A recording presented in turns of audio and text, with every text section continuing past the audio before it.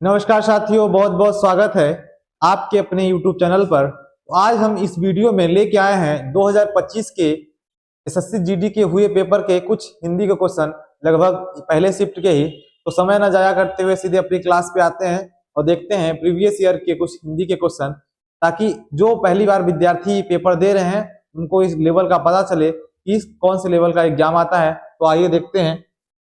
आपका पहला सवाल आज का है कि यह वस्तु ग्राह है, उपयुक्त वाक्य में ग्राह शब्द का विलोम चयन कीजिए। तो ऑप्शन है आर, भोज, अनाग्रह, त्याज। तो आपको बता दें कि ग्राह शब्द का मतलब होता है ग्रहण करने वाला। इसी तरह त्याज शब्द का मतलब हो जाएगा त्यागने वाला। तो ग्रहण करने वाला का विलोम हो जाएगा त्यागने वाला। तो इसका सही उत्तर हो जाएगा त्यागने वाला, त्याज हो जाएगा।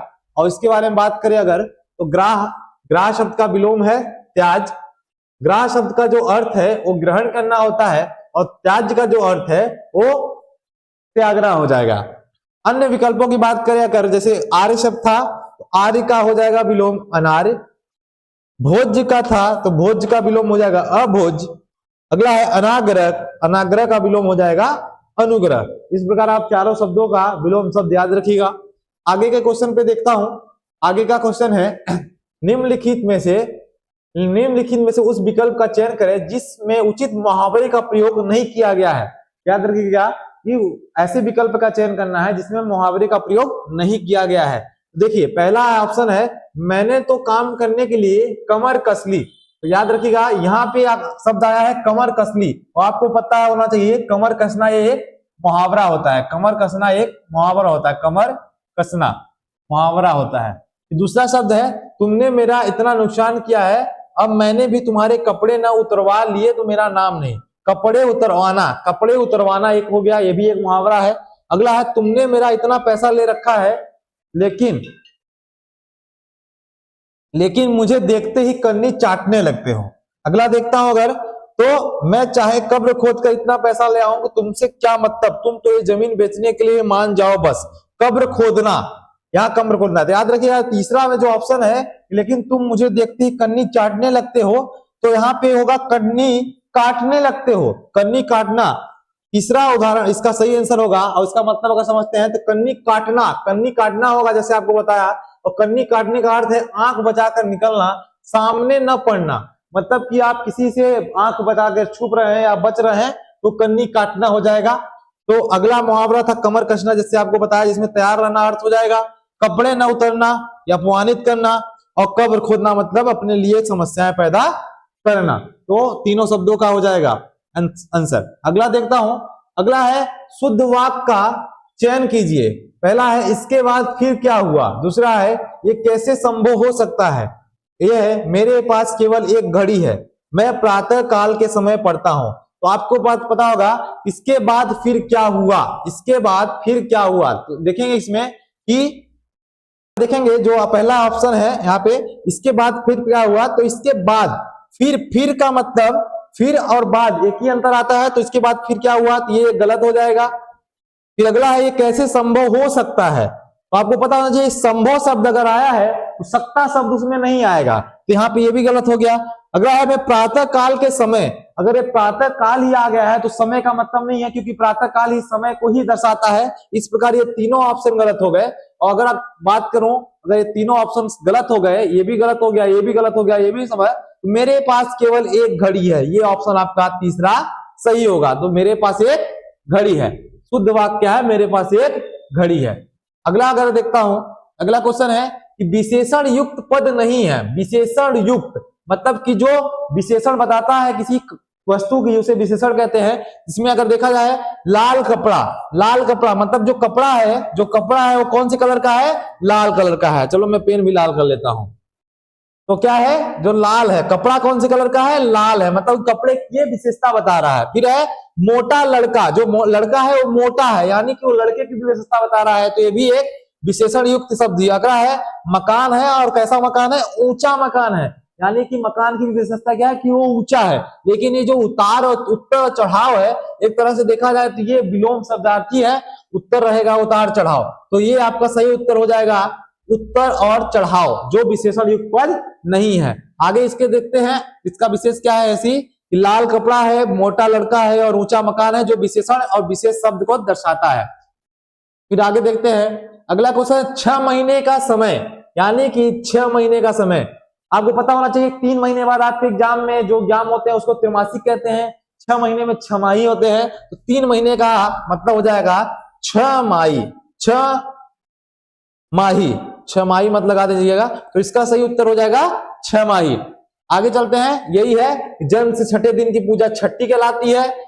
6 के स्थान पर आने वाला छठवां और 6 महीने बाद होने वाला 6 माही। जिस प्रकार त्रैमासिक का पेपर 3 महीने बाद होता है और आप तिमाही कहते हैं, ठीक है। फिर अगले कुछ महत्वपूर्ण शब्दों का मतलब देख लेते हैं, जिसमें होता है जो छूने योग्य न हो वो अछूत हो जाता है। फिर जो सब कुछ जानता हो वो सर्वज्ञ हो जाता है। खाने से बचा हुआ जूठा भोजन उशिष्ट हो जाता है। खाने की इच्छा बुभुक्षा हो जाती है। 2 बार जन्म लेने वाला द्विज, जो कार्य कठिनता से हो सके वो दुष्कर, और अशिष्ट व्यवहार करता है वो गवार। इसी प्रकार कुछ अन्य शब्द भी हैं। आगे देखते हैं, निम्न वाक्य में किस पद में त्रुटि है, पहचानिए। किस बात में, तो है मेले में विद्यार्थियों की कई टोलियां थी।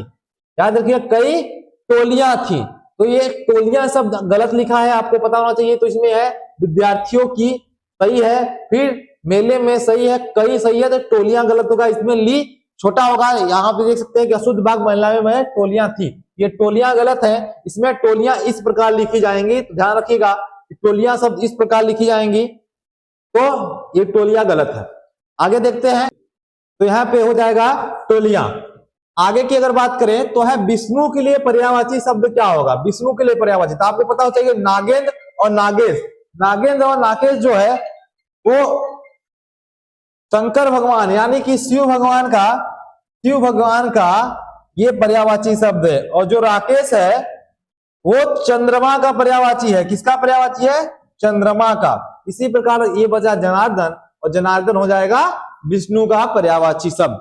अगला बात करें अगर अगले क्वेश्चन की, तो है कि जिसकी उपमा न दी जा सके, निम्नलिखित वाक्यांश हेतु सार्थक शब्द पहचान करे। जिसकी उपमा नहीं दी जा सके तो होगा इसमें अनुपम। इसका सही उत्तर हो जाएगा अनुपम। अगर इसको अच्छे से देखें तो यहाँ पे देख सकते हैं, कुछ है ही नहीं, क्या देखेंगे, क्या हो जाएगा, अनुपम। अगला प्रश्न देखें, अगला प्रश्न है रिक्त स्थान की पूर्ति सार्थक और निरर्थक शब्द से करें। जीवन में हमेशा मनुष्य को रास्ते से गुजरना पड़ता है, डॉट डॉट डॉट, रास्ते से गुजरना पड़ता है। तो आपको पता होना चाहिए चलते फिरते रास्ते से नहीं गुजरना पड़ता, सुगम रास्तों से नहीं, टेढ़े मेढ़े रास्तों से जी। ये आपका सही उत्तर हो जाएगा कि जीवन में हमेशा मनुष्य को टेढ़े मेढ़े रास्तों से गुजरना ही पड़ता है। यानी कि आपकी जिंदगी आज बुरी है तो कल अच्छी होगी, कल अच्छी होगी तो परसों फिर बुरी होगी, ठीक है। ऊपर नीचे रास्तों से नहीं गुजरना पड़ता, ये भी गलत हो जाएगा। अगला देखें, अगला है इनमें से कौन सी वाक्य में त्रुटि नहीं है। तो आपको पता होना चाहिए त्रुटि नहीं है। मोहन का व्यवहार अच्छी नहीं है, ये गलत हो गया। इसमें अच्छा होना चाहिए। तुम्हारा गांव किसका है, ये भी गलत हो गया। आपकी बातें बहुत मीठा है, ये भी गलत हो गया। मोहन का व्यवहार अच्छा नहीं है, ये आपका त्रुटि रहित है, तो ये आपका सही हो जाएगा कि मोहन का व्यवहार अच्छा नहीं। तो क्या है, ये तुम्हारा गांव मोहन का व्यवहार अच्छा नहीं है, ये आपका सही हो जाएगा। फिर अगला बात करें अगर, तो अनन्या स्नेहा को पत्र लिख रही है, पत्र लिख रही है, प्रेरणार्थक क्रिया में हो जाएगा। तो आपको पता हो जाएगा किसी चीज को किसी और से करवाना प्रेरणार्थक क्रिया में आता है। तो यहाँ पे पहला ही ऑप्शन आपका है, अनन्या स्नेहा से पत्र लिखवाती है, इसमें से लिखवाना आपका हो जाएगा सही उत्तर। आगे देखते हैं इसके बारे में। तो प्रेरणार्थक क्रिया जो है, प्रथम प्रेरणा लिखवाना, ये उत्तर हो जाएगा। जिसमें है चलना, तो प्रथम प्रेरणार्थक चलाना और द्वितीय हो जाएगा चलवाना। इसी प्रकार अगला भी आप देख लीजिएगा। फिर अगला क्वेश्चन है खिन्न का विलोम शब्द नीचे दिए गए विकल्पों में चुनिए। तो खिन्न का क्या हो जाएगा, आपको पता खिन्न यानी कि दुखी होना, तो खुश होना यानी प्रसन्न। आपका सही उत्तर हो जाएगा प्रसन्न। इसमें देखते हैं, मेरे परीक्षा में अच्छे अंक आए हैं। इस वाक्य के प्रयुक्त रेखांकित एकार्थी शब्द के लिए उचित अंक, मतलब अंक का हो जाएगा भाग्य नहीं, अच्छे अंक आए हैं तो गलत हो जाएगा। नाटक का अंक नहीं, अध्याय का अंक नहीं, गिनती के अंक आए हैं, यानी कि जो परिपथ दिया होगा उसके गिनती के अंक उसकी परीक्षा में आए हैं। तो ये आपका पहला ऑप्शन सही हो जाएगा। फिर अगला है तोता उड़कर पेड़ की डॉट डॉट पर लिखा है निम्नलिखित में से देशज, याद रखिएगा, ये ध्यान दीजिएगा, यहाँ पे लिखा देशज शब्द, शाख पर बैठ गया शाखा पर, ये भी सही हो सकता है, डाल पर बैठ गया ये भी सही हो सकता है, फुनकी पर बैठ गया ये भी सही हो सकता है, और टहनी पर बैठ गया ये भी सही हो सकता है। लेकिन यहाँ पे बोला है देशज शब्द, तो आपको पता है कि हमारे यहाँ देशज शब्द में फुनगी शब्द का इस्तेमाल करते हैं, यानी कि पेड़ के टॉप पर बैठना फुनगी कहलाता है। तो आपका ये सही हो जाएगा कि तोता उड़कर पेड़ की फुनगी पर बैठ गया। तो कल भी आपको हम लेके आएंगे कुछ प्रीवियस ईयर क्वेश्चन पेपर के विलोम शब्द, हमारे साथ बने रहिए। धन्यवाद।